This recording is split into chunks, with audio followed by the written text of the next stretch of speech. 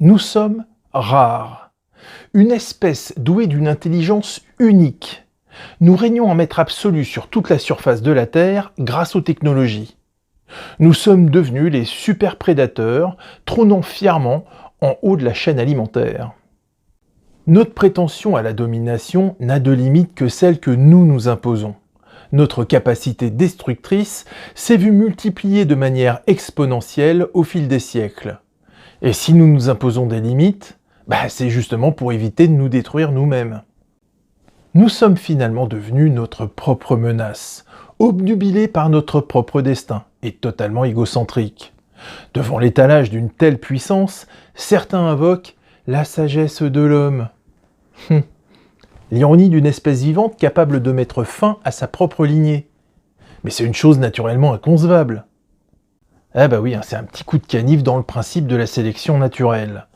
Cependant, notre toute-puissance ne nous met pas à l'abri d'une extinction de masse, qu'elle soit naturelle ou non.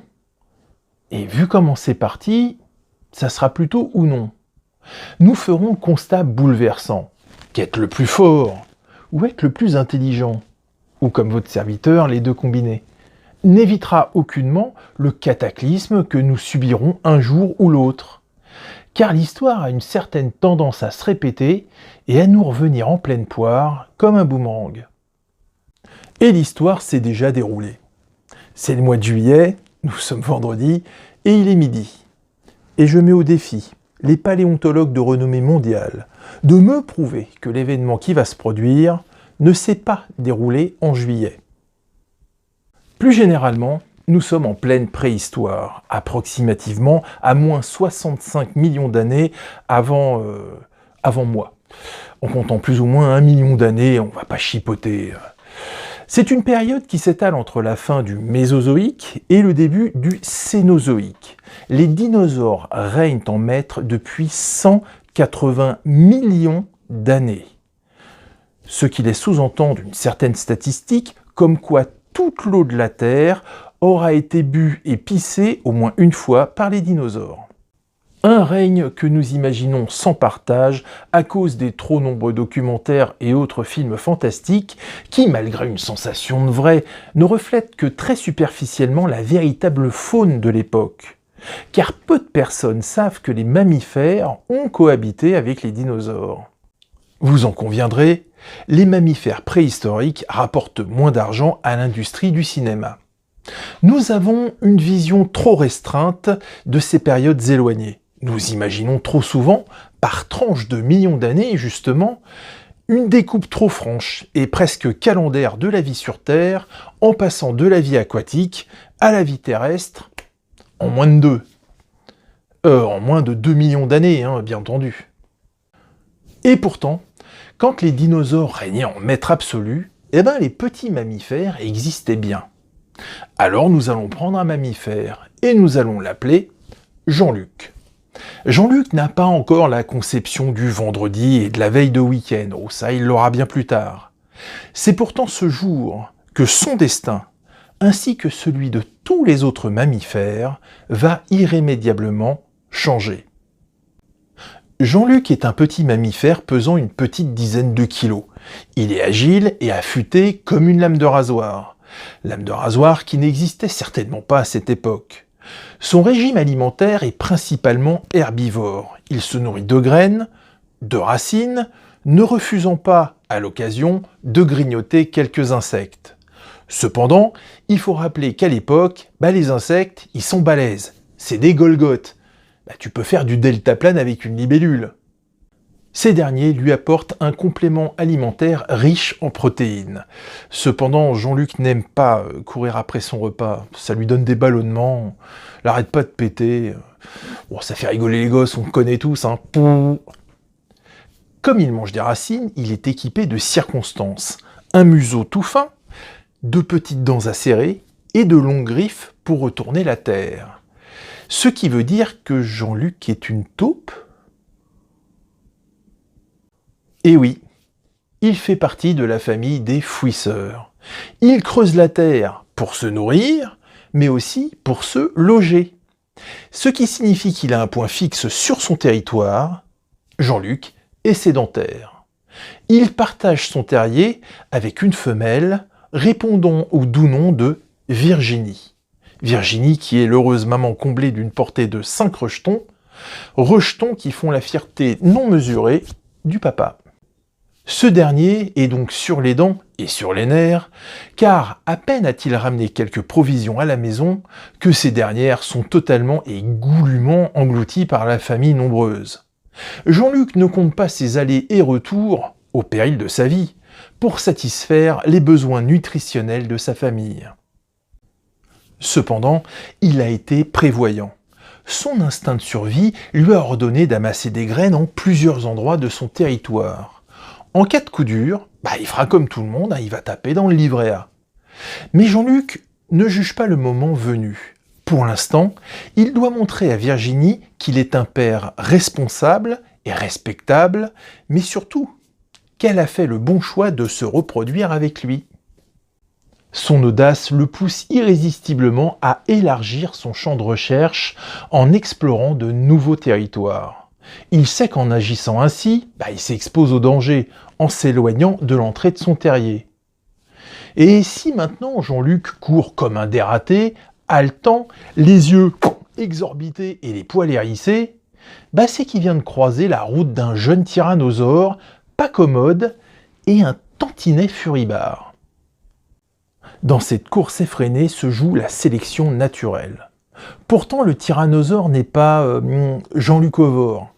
Mais s'il veut absolument le bouffer, c'est que sa petite taille et son habileté servent d'exercice de chasse au prédateur. Il apprend, il teste, il joue cruellement avec sa proie.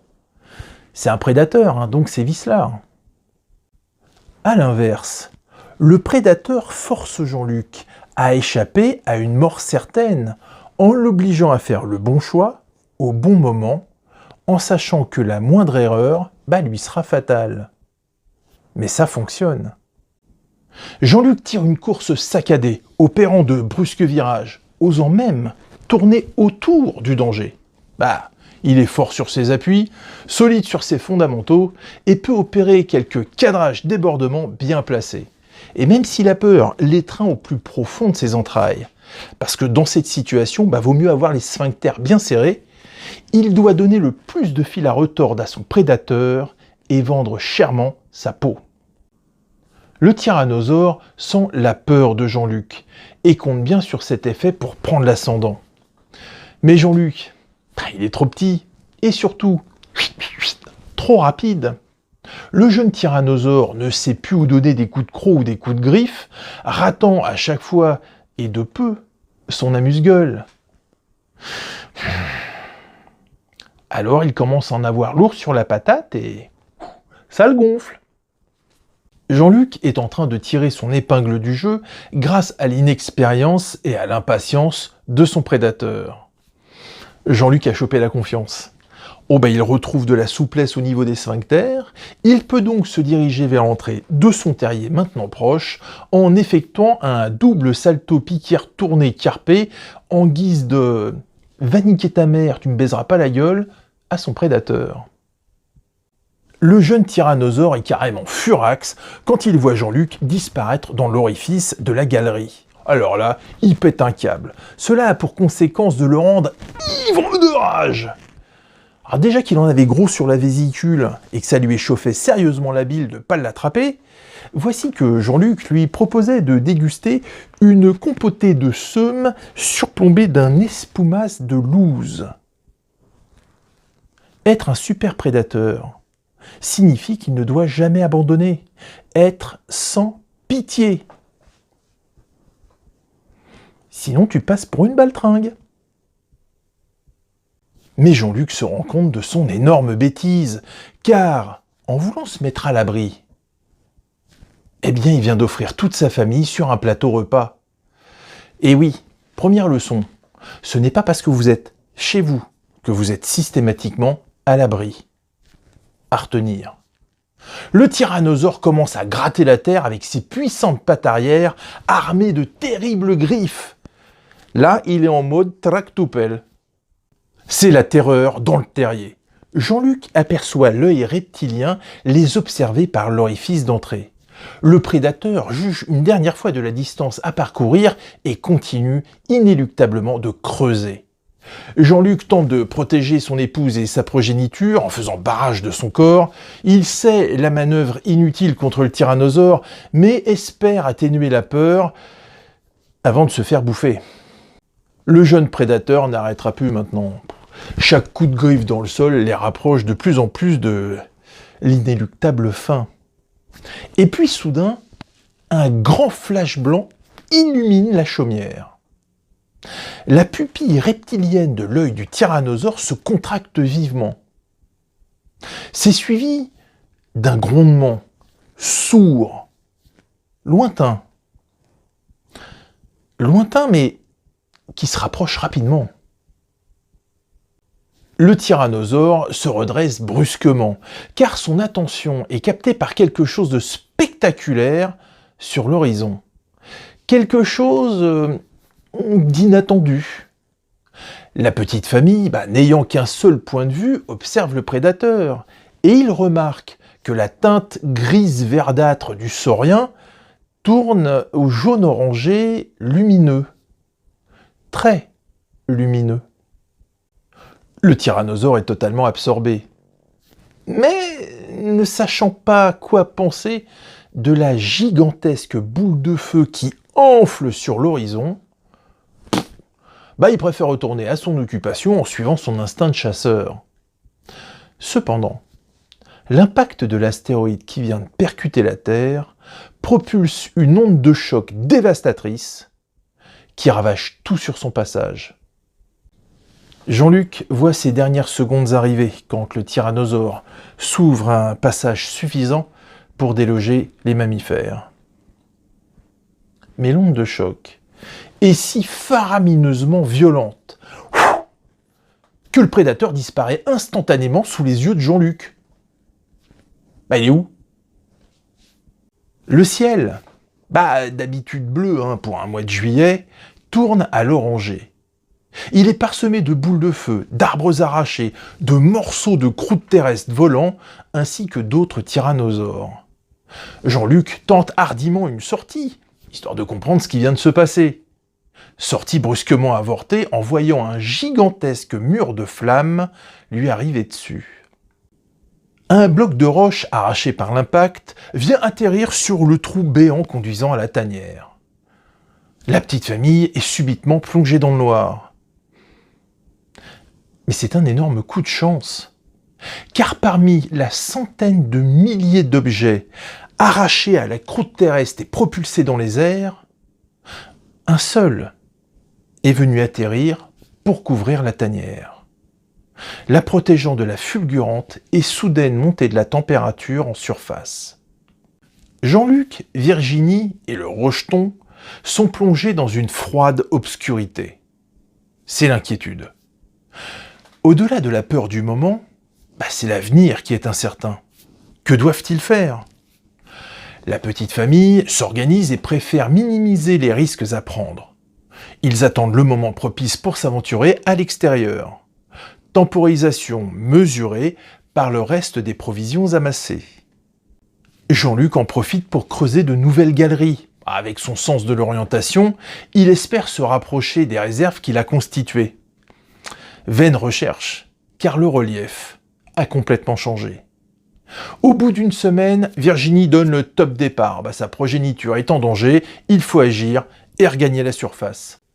La surface, une fois atteinte, c'est un paysage de désolation qui attend nos petits mammifères. Il fait sombre, il fait froid, tous les végétaux sont carbonisés. La petite famille se met à la recherche de la moindre graine qui aurait survécu. Jean-Luc peine à retrouver l'emplacement de ses réserves et quand il en a localisé une, les graines se sont transformées en pop-corn. Ce qui n'est pas pour déplaire aux enfants. Les parents font un constat terrible. 90% des végétaux qui étaient la base de leur alimentation sont carbonisés, cramés, impossible à ingérer. Ils n'ont plus rien à manger. Rien sauf Jean-Luc est attiré par une odeur étrange. Une odeur qu'il n'avait jamais sentie auparavant. Une odeur presque agréable. Une odeur de viande grillée au barbecue. Pas loin du terrier, un tyrannosaure rôti à souhait attend, raide mort, et les pattes en l'air. Jean-Luc envisage différemment sa situation de mammifère. Non pas d'un point de vue nutritionnel, non, mais plutôt avec un gros côté revanchard. Et c'est gonflé d'orgueil et les pectoraux de Savoyard au vent que Jean-Luc grimpe sur le tyrannosaure qui, dorénavant, ne tyrannisera plus personne, pour commencer à lui becter le rable. Chais. Virginie perçoit d'un très mauvais œil ce changement radical de régime alimentaire. Trop attachée est-elle encore à ses habitudes végétariennes, pour le bien-être que ça procure, le sacro-saint équilibre du tube digestif et un certain style de vie qu'elle aimerait transmettre à ses enfants. Et mais voilà, la faim la tiraille. Et c'est timidement et avec une certaine appréhension que nos mammifères commencent à se nourrir de viande sur le dos du super prédateur. Jean-Luc et Virginie ne le savent pas encore, mais ils viennent de grimper de quelques échelons. Jean-Luc et Virginie sont les témoins de l'extinction du Crétacé tertiaire, l'extinction qui va mettre définitivement fin au règne des dinosaures et propulser les mammifères en haut de la chaîne alimentaire. Bon, arrêtons de déconner. Scientifiquement, ce n'est pas un astéroïde qui a causé directement l'extinction des dinosaures en un temps extrêmement court. Certes, l'impact a très certainement été le point de départ causal, mais les raisons sont bien plus complexes. C'est un enchaînement d'événements qui a causé la fin des dinosaures sur une période très longue. Plusieurs hypothèses sont soulevées. En voici d'ailleurs une liste non exhaustive. Violent tremblement de terre. Éruption volcanique dévastatrice. Combustion de quelques milliards de tonnes de carbone dans l'atmosphère. Et on m'emmerde avec mon diesel. Élévation brutale de la température. Hiver d'impact. Bouleversement de la chaîne alimentaire. Ça, c'est quand tous les véganes se mettent subitement à manger de la viande. Baisse du niveau des mers. Brusque augmentation de la constante gravitationnelle G. Alors ça, c'est... T'as de l'embonpoint, t'es devenu gros, mais t'es dans le déni. Alors tu mets ça sur le compte de la gravité, fastoche. Déplacement des pôles. Alors ça fait mal. Inversement des pôles magnétiques. Empoisonnement. Maladie. Famine. Dictature socialiste. Et tout ça étalé sur des dizaines de milliers d'années. Et pourtant, malgré tous ces événements cataclysmiques planétaires, la vie a suivi son cours, imperturbable, prenant chaque opportunité pour explorer de nouvelles voies, de nouvelles évolutions, malgré des conditions environnementales terribles.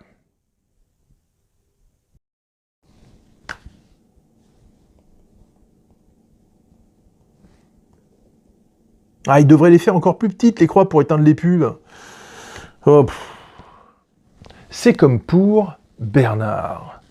Bernard cultive un certain fatalisme. Oh, il collectionne les catastrophes comme d'autres collectionnent les timbres. Et c'est toujours au moment où il pense s'en sortir, qu'une nouvelle catastrophe arrive. Sauf que cette fois-ci, c'est pas sûr qu'il s'en sorte. Tiens, j'ai dessiné une quéquette. Avec des poils. Ah non, perdu.